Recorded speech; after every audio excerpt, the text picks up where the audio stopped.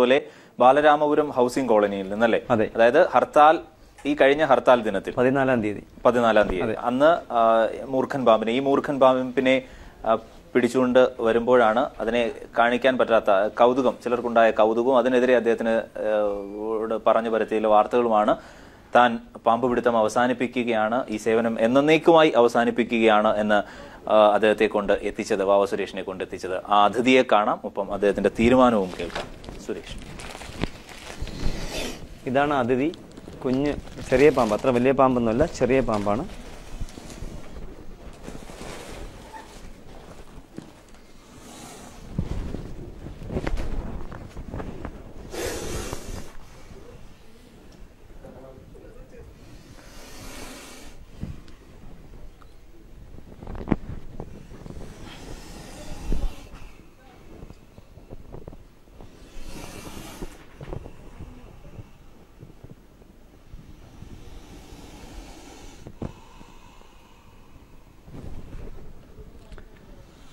ഇതാണ് ആ വിവാദ നായകൻ.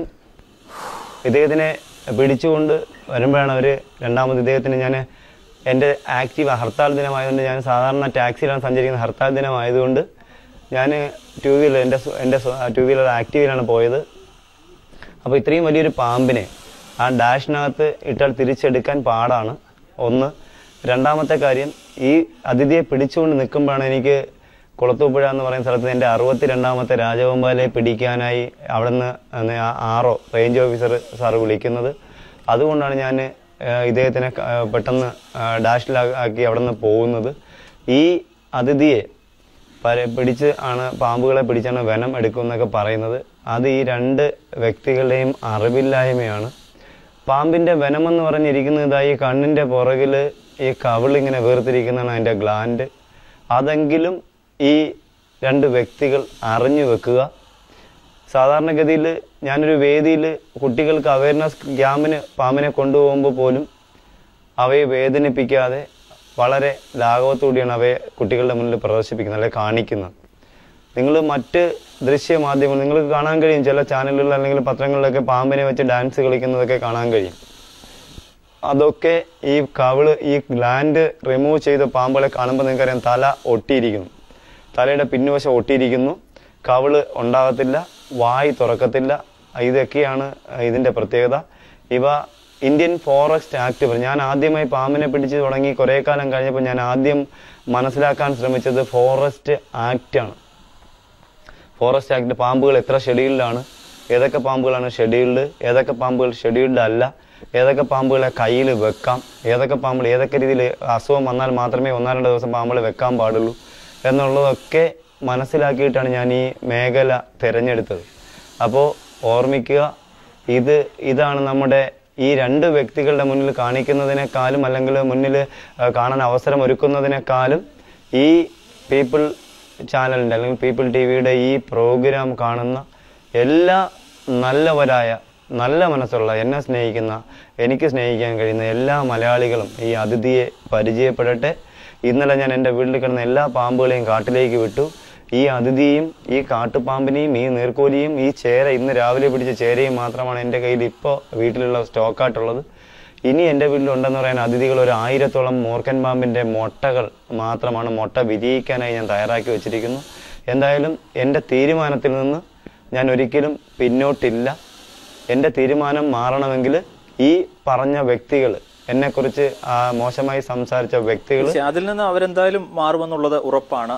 തരത്തിൽ ഇപ്പോൾ തന്നെ മാനസികമായൊരു മാറ്റം ഉണ്ടായിട്ടുണ്ട് എന്നുള്ള സൂചനകളാണ്. അവര് മുന്നോട്ട് വരട്ടെ. അല്ലെങ്കിൽ മറ്റൊന്ന്, ഇത് ഈ ശ്വാസം വിടുന്ന ശബ്ദമാണോ? അത് നമ്മെ പേടിച്ചിട്ടാണ്, മനുഷ്യനെ പേടിച്ചിട്ടാണ് ഈ പ്രവണത കാണിക്കുന്നത്. പേടിച്ചിട്ട് വായിൽ കൂടി ശ്വാസമെടുത്ത് വായിൽ കൂടി ശ്വാസം പുറത്തേക്ക് വിടുന്ന ഒരു സാധു ജീവിയാണ് പാമ്പുകൾ.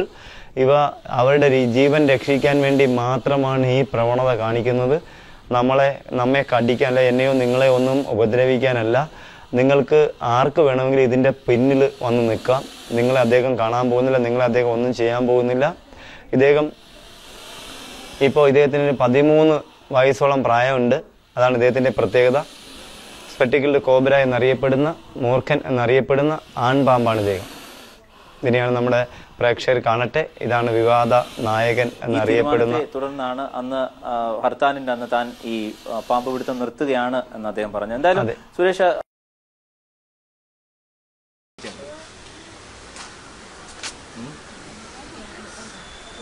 പാമ്പ് പിടിച്ച വീട്ടിന്റെ ഉടമസ്ഥ കയ്യിലെടുക്കുന്നത്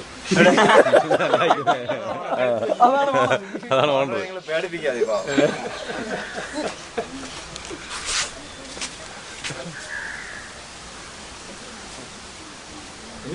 കുഞ്ഞുങ്ങൾ കാണുമല്ലേ? ഇഷ്ടംപോലെ കാണുമല്ലോ.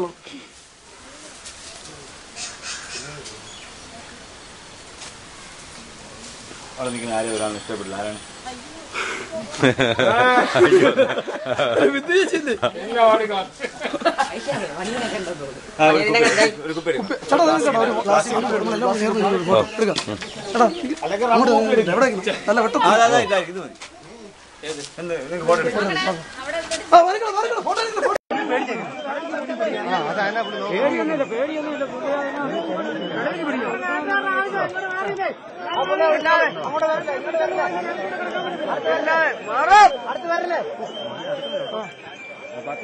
പട്ടി എറിയല്ലോ പിടിക്കാൻ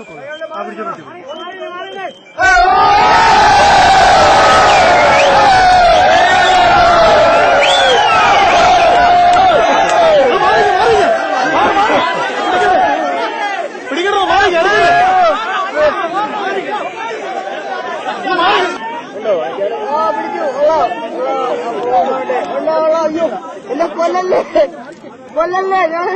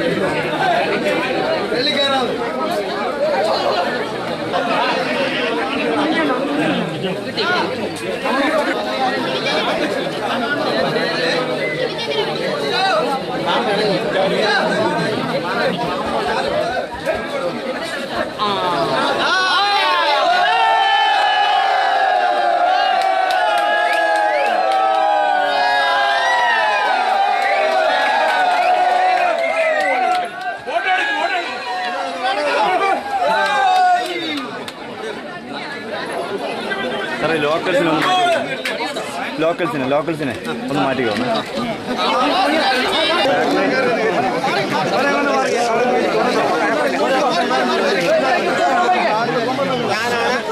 ഞാൻ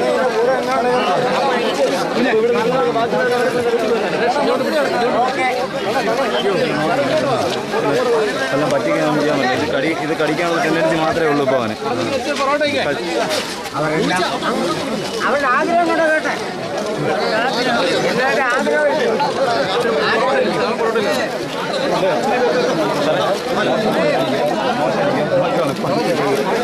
അടിച്ചു നിങ്ങളെ കാക്കിനടിക്കായിരുന്നു അല്ലേ? നിങ്ങളെ ഒന്ന്